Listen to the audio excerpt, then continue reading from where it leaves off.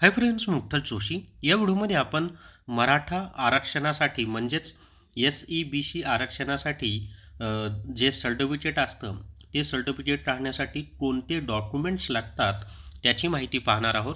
कारण आता नवीन SEBC certificate द्यायला सुरुवात झालेली आहे, तर बऱ्याच विद्यार्थ्यांना डॉक्युमेंट्स कोणते लागतात हेच माहिती नाही आहे. आणि SEBCमधून महाराष्ट्र शासनाने 10% आरक्षण दिलेलं आहे. चला तर मग आता SEBC सर्टिफिकेट किंवा मराठा आरक्षणाचं सर्टिफिकेट काढण्यासाठी लागणाऱ्या डॉक्युमेंटची माहिती आपण या व्हिडिओमध्ये पाहूयात. त्याआधी या व्हिडिओला सर्वांनी लाईक करा, शेअर करा आणि Vitthal Joshi YouTube channel subscribe करा. तर या ठिकाणी पहा आता की मराठा जातीचे प्रमाणपत्रासाठी लागणारी कागदपत्रे. त्याच्यामध्ये पहिलं डॉक्युमेंट आहे अर्जदाराचे आधार कार्ड किंवा मतदान कार्ड. एकतर आधार कार्ड पाहिजे किंवा मतदान कार्ड पाहिजे. दोन्ही असतील तर चालतील, पण दोन्हीपैकी एक कोणतं तरी पाहिजे. आणि आधार कार्ड अपडेटेड पाहिजे बरं का, म्हणजे तुमचं मोबाईल नंबर वगैरे सर्व अटॅच केलेला त्याला पाहिजे, म्हणजे पुढची प्रोसेस करायला सोपं जातं. त्याच्यानंतर अर्जदाराचा रहिवासी पुरावा पाहिजे.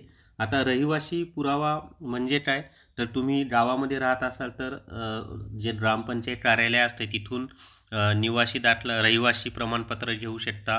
शहरामध्ये असाल तर तुमची संबंधित जे कोणतं ऑफिस असेल तिथनं रहिवासी प्रमाणपत्र घेऊ शकता, किंवा तुमच्याकडे जर नॅशनॅलिटीचं सर्टिफिकेट असेल तर ते सुद्धा रहिवासी प्रमाणपत्राचा पुरावा असतो. आणि नॅशनॅलिटी जे सर्टिफिकेट असतं ते एकदा काढलं की त्याची व्हॅलिडिटी ही 15 वर्षासाठी असते. त्याच्यानंतर अर्जदाराची TC किंवा प्रवेश निर्गम उतारा, म्हणजे अर्जदाराचं जे शिक्षण झालेलं आहे त्याचं TC पाहिजे किंवा प्रवेश निर्गम उतारा पाहिजे.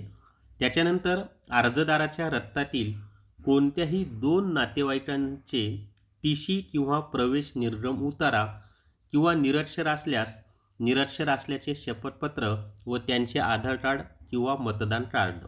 म्हणजे तुमचे जे कोणी नातेवाईक असतील, रक्तातील म्हणजे वडिलांकडील जे नाते असतात ते, म्हणजे चुलता असेल, आत्या असते, वडिलांकडील नाते, तर 2 नातेवाईकांचे TC किंवा प्रवेशपत्र.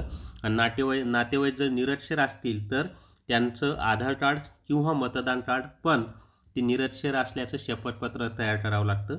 त्याच्यानंतर 10वी किंवा 12वीची सनद लागते स्पेलिंगसाठी, म्हणजे नावाच्या स्पेलिंगसाठी. आता 10वी किंवा 12वीची सनद सर्वांना माहिती आहे की 10वी आणि 12वीला मार्कशीट वेगळी मिळते आणि सनद वेगळी मिळते.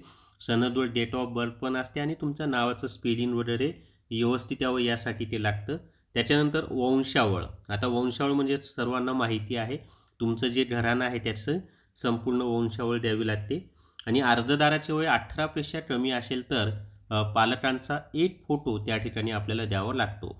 तर अशा पद्धतीनं SEBC सर्टिफिकेट किंवा मराठा जातीचे प्रमाणपत्र तुम्हाला काढायचं असेल तर हे सर्व डॉक्युमेंट्स तुमच्याकडे असणं आवश्यक आहे. तर या व्हिडिओमध्ये एवढीच माहिती. या व्हिडिओला सर्वांनी लाईक करा, शेअर करा आणि Vitthal Joshi YouTube channel subscribe करा. Thank you very much.